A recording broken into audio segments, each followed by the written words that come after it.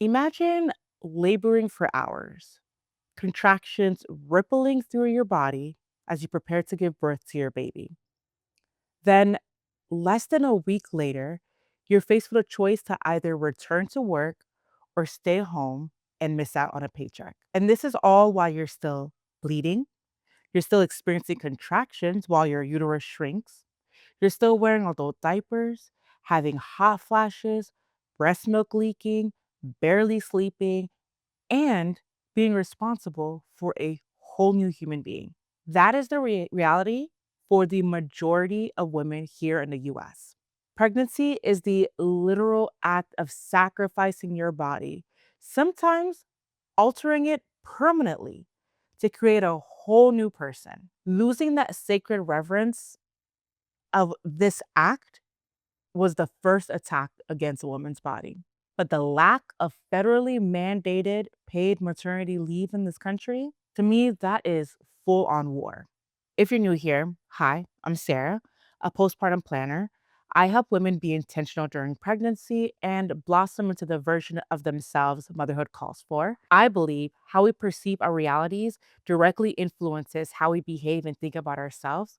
So I do a lot of research to ensure that I can arm myself against any of the false narratives and reframe how I see myself on my motherhood journey. And I'm bringing all of that information to you. And today's chat is part of a signature series that I'm going to call It Was Never You, It's This Broken System. So, the fourth trimester describes the first 12 weeks postpartum immediately after you've given birth.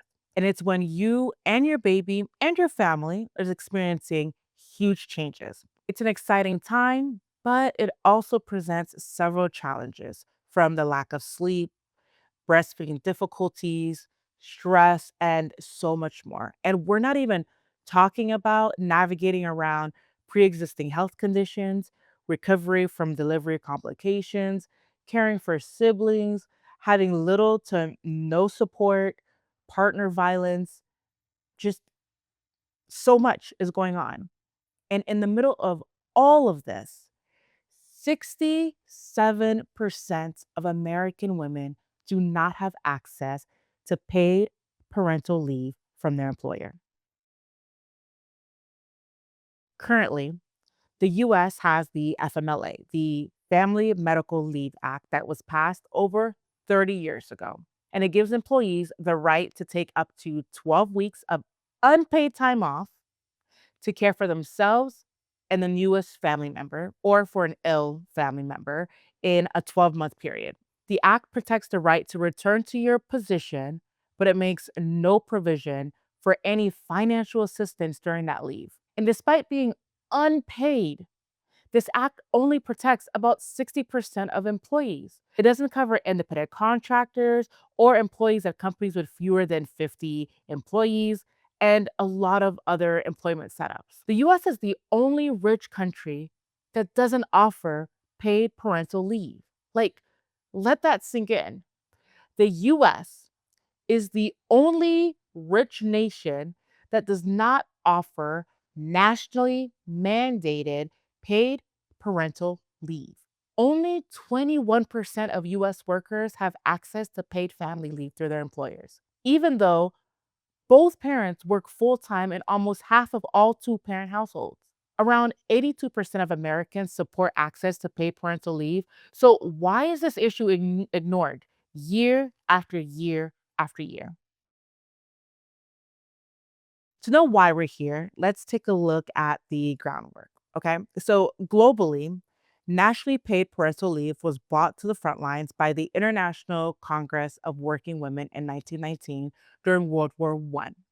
The policy was later adopted by the International Labor Organization later that year. So, over the next 2 decades, European and Latin American countries began putting these policies into law. But it was really towards the end of World War II that solidified it. Europe needed to repopulate and needed a strong workforce in the meantime. So, the European argument for national paid maternity leave was focused on repairing the economy, not really about the social benefits. Paid parental leave went hand in hand with public health care and state sponsored early childhood education. a trifecta where parents could form early bonds with their children and then return to the workplace while their children got a strong educational start. But post war looked different in the US.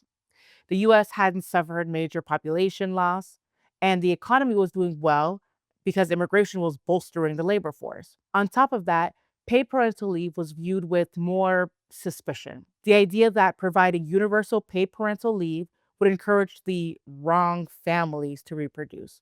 The fear was that if you passed any kind of federal maternity leave, the policy would then include African American women and immigrant women. In the first half of the 20th century, women were treated as temporary workers, that they would be in the workplace until they got married and have children. But during World War II, a lot of women entered the workforce to either replace their husbands' salaries or to support the work effort. But even after the war ended, a significant number of women remained in the workforce.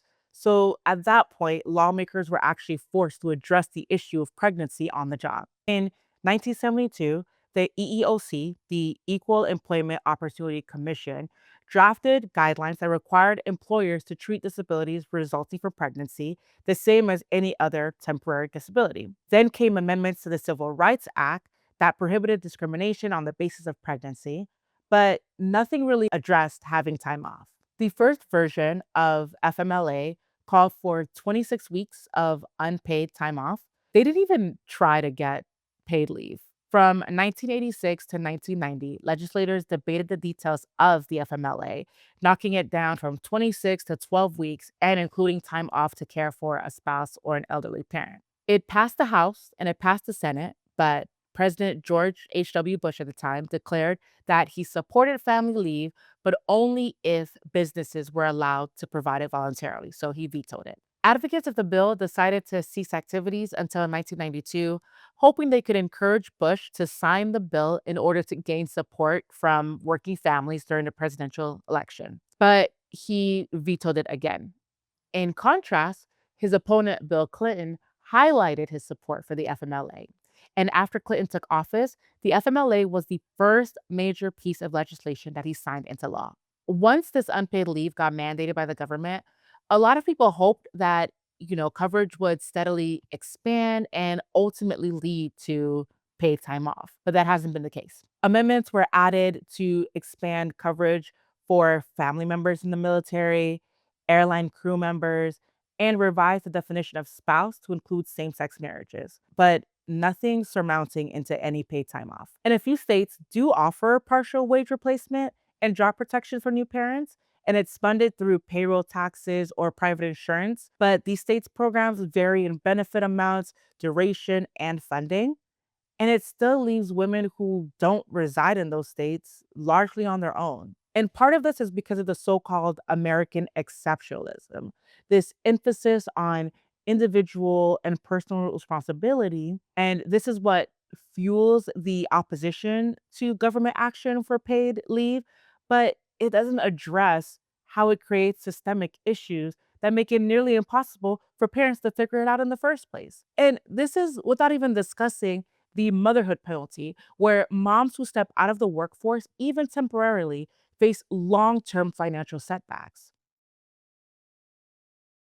And in case you think paid time off is difficult to do, here's how a few countries are answering to this call. In Sweden, for example, a single parent is guaranteed 480 days, so a little over a year of paid parental leave per child. In France, mothers get 16 weeks of paid maternity leave, and both parents can access shared parental leave until the child turns 3. Japan offers one of the longest paid parental leave policies in the world, up to 12 months per parent, with access to 67% of their salary for the first 6 months and 50% for the remainder. Spain offers 17 weeks of paid leave for each parent, and fathers are required to take 6 weeks off after a child's born. In New Zealand, they offer 26 weeks of paid parental leave and guarantees job protection for up to a year. In Denmark, 52 weeks of paid leave are given to parents. And recently, the policy was changed to mandate 11 weeks of non transferable leave so that each parent would actually take it to take care of the baby.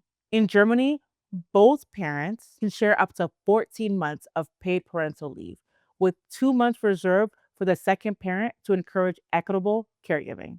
Canadians choose between two different levels of paid leave that can be shared between parents: a standard benefit that pays out for up to 12 months, or extended leave, which offers a lower benefit for up to 18 months. I could go on. So, the overwhelm you faced or are facing as a new parent, part of it is because you are entering into a whole new chapter and journey that nothing really prepares you for.